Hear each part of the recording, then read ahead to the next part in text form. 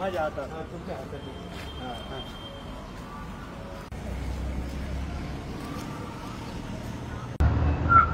बाबा काय नाव आपलं? मधुकर. पूर्ण नाव सांगा. मधुकर काशीनाथ कोष्टी. कुठे राहता?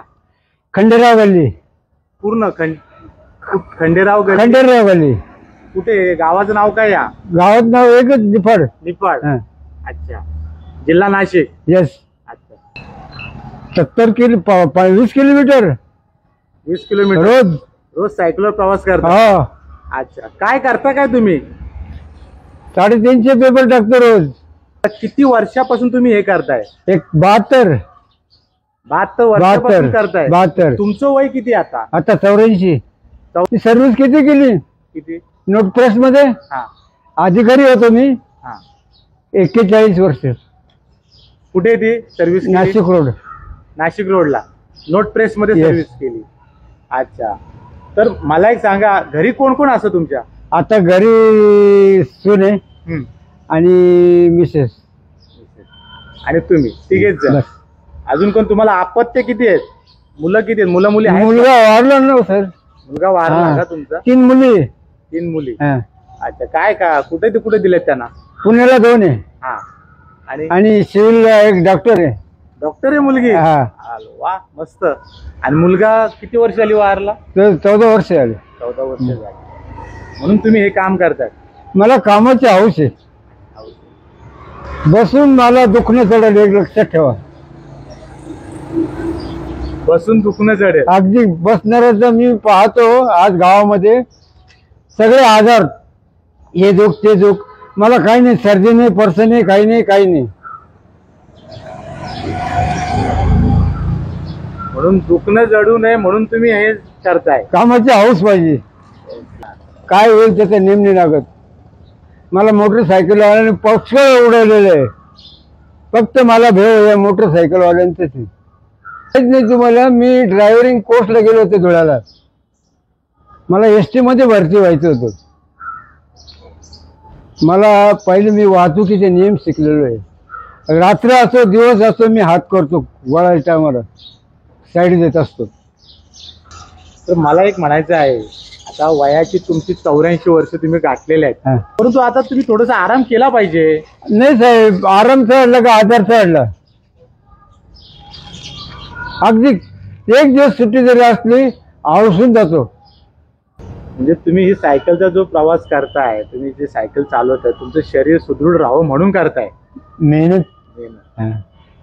आणि 72 वर्ष सायकल चालतं. आज पेपर मध्ये वाचतो सायकल शिवाय प्रवास करू नये. आज मी पाहतो काही काही लोक पहाटे सायकलवर फिरतात. तो डॉक्टरचा सल्ला आहे. सायकल चालवणं हा डॉक्टरचा सल्ला आहे.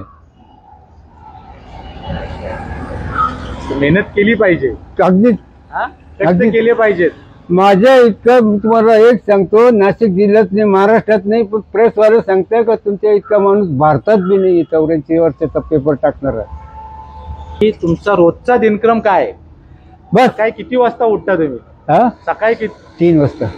3 वाजता? पहाटे 3 वाजता उठता? 3 वाजता. अच्छा. त्याच्यानंतर कसं काय दिनक्रम चालू होतो मला सांगा जरा सविस्तर. मी काही नाही, फक्त तोंड धुतो, दात बसतो. मी चहा पाणी सुद्धा घेतली. घरामध्ये कोणाला मी उठवत नाही. मी माझं करतो आणि निघतो. 3:30 पावणे 4ला मी स्टँडवर असतो. स्टँडवर? हा. पावणे 4ला गाडी रेडी राहते. गाडी येते. हा. आपले पेपर घेऊन येतात. हा. त्याचं काय सॉर्टिंग वगैरे करता?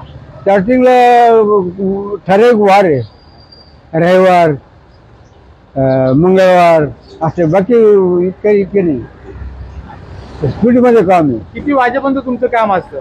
माझं झालं काम 9:30 वाजेपर्यंत. 9:30 हा. त्याच्यानंतर बस आराम करता? हा. पुन्हा नंतर मग 4 वाजता 2-3 घंटे झोपतो मी दुपारचे. दुपारी 4:30 ते 6:30 वाजेपर्यंत दुकान. आजच्या तरुण पिढीला तुम्ही काय सल्ला द्याल?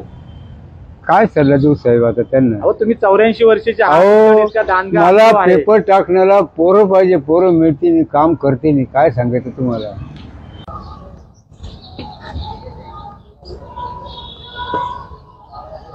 बघा मित्रांनो, अशा निकॅप लावून हे बाबा सायकल चालवतात आणि रोज 300 घरामध्ये ते पेपर टाकतात. विचार करा, 84 वय वर्ष 84. बघा हे पेपर.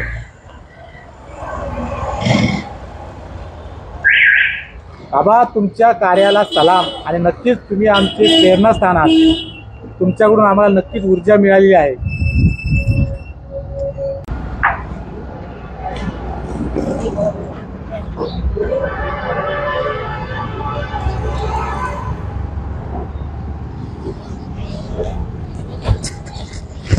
आमचे प्रेरणास्थान आहात तुम्ही.